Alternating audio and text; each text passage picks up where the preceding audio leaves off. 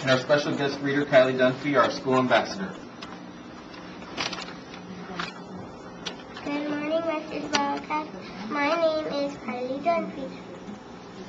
Please listen carefully to today's announcements. Today is Wednesday, February 14th, 2007. Happy Valentine's Day. Happy birthday to Brianna Evans on February 13th. Come down to the office to receive your birthday book and pencil.